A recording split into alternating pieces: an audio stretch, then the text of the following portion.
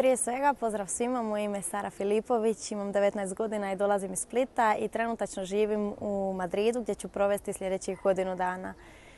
Prije godinu dana započela sam svoje putovanje i odlučila sam se otići na studij u Englesku na Canterbury Christ Church University. Tamo sam provela prošlih godinu dana i nakon ove Erasmus godine provešću najmanje još jednu.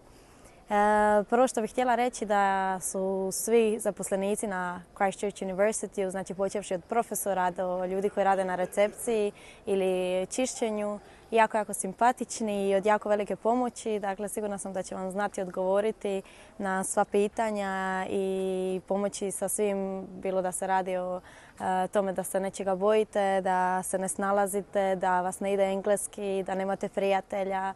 Znači, za apsolutno sve im se možete obratiti. I to je meni jako mnogo pomoglo i nadam se da će i vama, dođe li do toga. Također, prije nego sam se odlučila otići, najveća briga su mi zapravo bile novac. Jako lako zaposliti u Canterburyu i to sam i ja učinila. Zaposlila sam se u meksičkom restoranu i od tada nisam više roditelje trebala pitati da mi pošalju niti funte. To mi je bila također jedna od najboljih odluka, možda čak najbolja odluka koju sam donijela za vrijeme studija, jer sam upoznala jako super ljude i naučila sam mnogo toga o hrani, o jeziku i o posluživanju općenito. Također me brinulo hoću li se snaći i uspjeti popratiti svo gradivo na engleskom jeziku i moram reći da s tim stvarno nisam imala nikakvih problema. Engleski sam samo učila u školi, dakle nisam išla na nikakve dodatne lekcije i to mi je bilo i više nego dovoljno. Ali dakle, Christ Church nudi dodatne lekcije engleskog jezika i akademskog pisanja i svega, tako da ako se budete mučili, mislim da ćete uz njihovu pomoć uspjeti to sve izgurati. Što se tiče klubova i noćnog života, Canterbury je jako mal gradić, ali je nekako prilagođen studentima, tako da sam u svakom izlasku upoznala dosta zanimljivih ljudi, kako iz Engleske, tako i iz drugih zemalja, s kojima sam još dan danas prijateljica.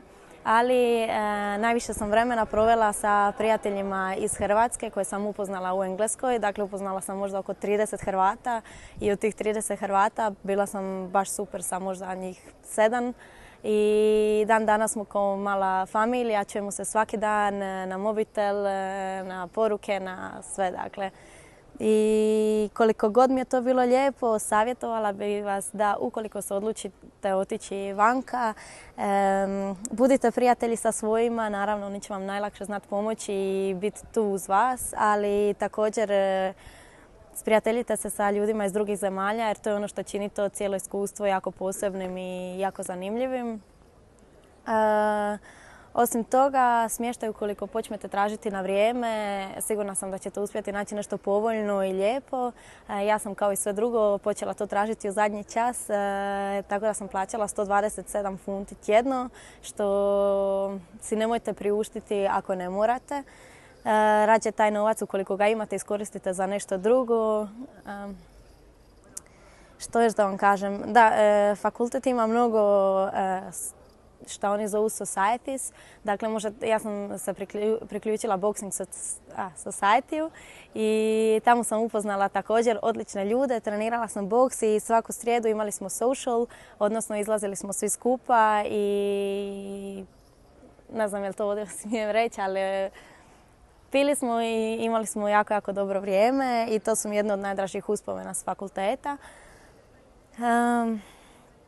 Hrana u Engleskoj je zapravo jedino što mi se stvarno ne sviđa, ali ima dosta jeftinih dućana u Canterburyu jer su nekako, imate Lidl, Aldi i slično. I ukoliko se odlučite kupovati tjedne namirnice ili mjesečne, proći ćete jako jeftino i možda naučite nešto o kuhanju ili poboljšate svoje kuhanje. Ne znam još što da vam kažem, osim da ja svoju odluku nisam požalila i sigurna sam da nećete ni vi. Ukoliko vam se ne svidi grad ili fakultet ili bilo šta drugo, sigurna sam da ćete svejedno naučiti mnogo toga, znači kako na fakultetu, tako i izvan njega.